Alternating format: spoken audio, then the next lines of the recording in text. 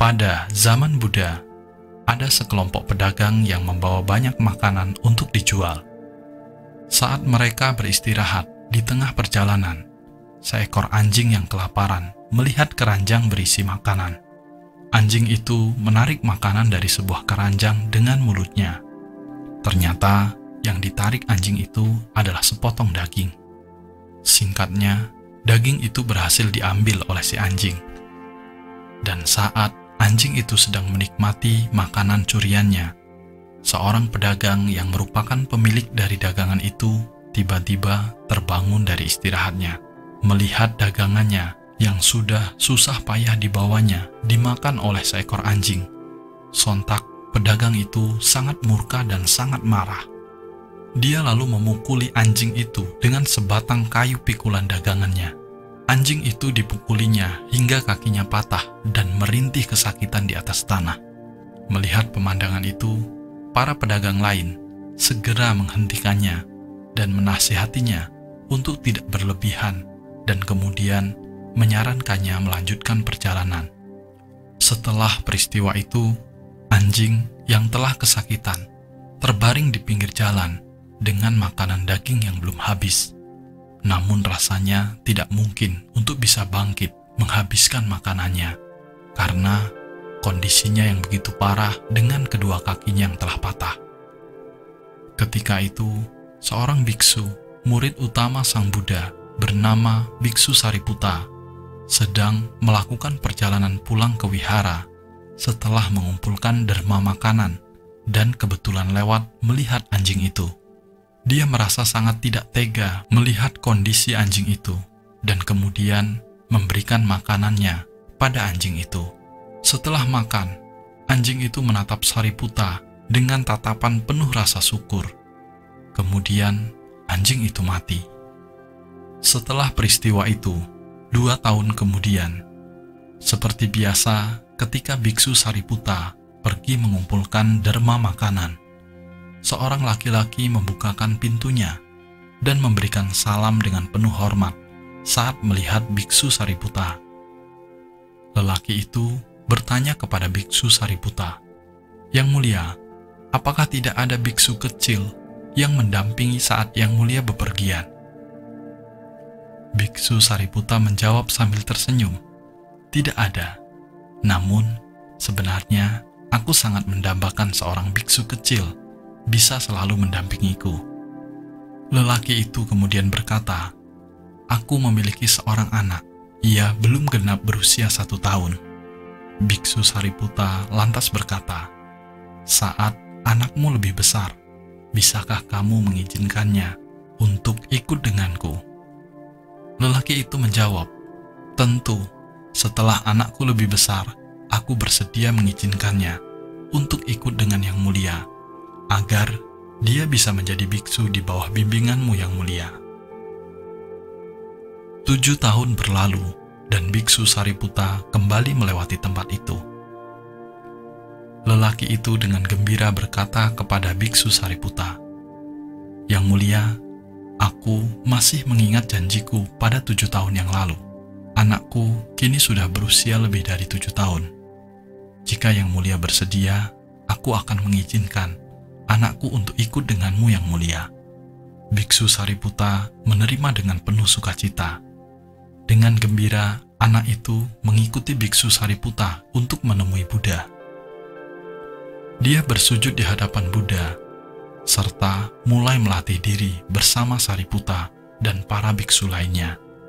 Anak itu juga memiliki tingkat pemahaman yang sangat tinggi. Suatu hari, dia berpikir mengapa dia bisa begitu memiliki berkah untuk menjadi biksu kecil dan melatih diri sebagai murid Sang Buddha. Saat ia duduk bermeditasi, ia mencapai pemahaman meditasi yang mendalam. Dan ketika itu, dia melihat kehidupan lampaunya. Ternyata, kehidupan lampaunya adalah seekor anjing. Ia melihat dengan jelas peristiwa saat anjing itu menderita. Biksu Sariputta muncul untuk menghibur dan memberinya makan. Karena itulah, ia kemudian berikrar untuk selamanya menjadi biksu, agar agar bisa selalu berada di sisi biksu Sariputta. Kesetiaan dan kepatuhan biksu kecil itu kepada biksu Sariputta menjadi pembicaraan banyak biksu-biksu lainnya. Hal ini juga terdengar oleh murid yang selalu bersama Sang Buddha yang bernama Biksu Ananda.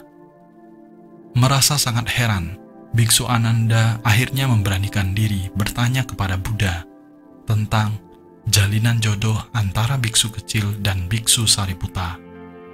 Pada satu kesempatan, ketika Buddha mengajarkan Dharma di hadapan banyak muridnya, Buddha pun menjelaskan pada semua orang tentang jalinan jodoh antara biksu kecil dan biksu Sariputta. Jauh di kehidupan lampau, pada zaman Buddha Kassapa, ada sekelompok anggota sangga. Di antara mereka, terdapat seorang biksu lansia yang memiliki moralitas dan keluhuran yang tinggi. Namun, berhubung dia sudah lanjut usia, suaranya sangat serak. Ada seorang biksu muda yang sangat bandel dan suka menjahili orang lain. Setiap kali mendengar biksu lansia itu melafalkan ajaran, biksu muda itu akan mentertawakannya dan berkata bahwa suaranya seperti gonggongan anjing. Biksu lansia yang penuh welas asih berkata kepada biksu muda itu, "Aku sudah lanjut usia.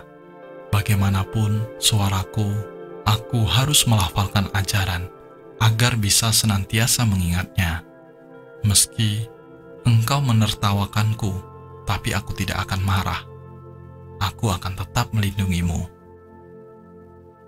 Bercerita sampai di sini, Buddha berkata bahwa Sariputta adalah biksu lansia itu, dan anjing itu adalah biksu kecil itu. Kehidupan lampau, biksu kecil adalah anjing itu.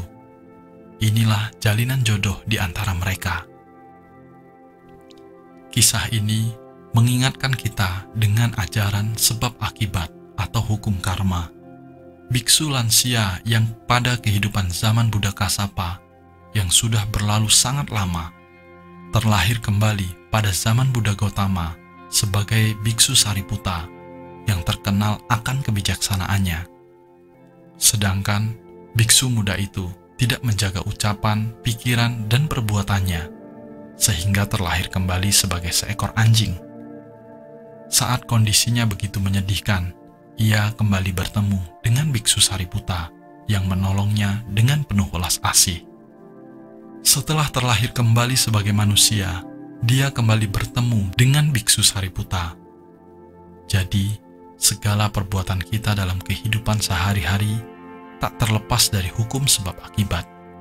Kita harus bersungguh-sungguh hati, apapun kondisimu yang sekarang, sikapilah dengan penuh rasa syukur dan penuh kehati-hatian.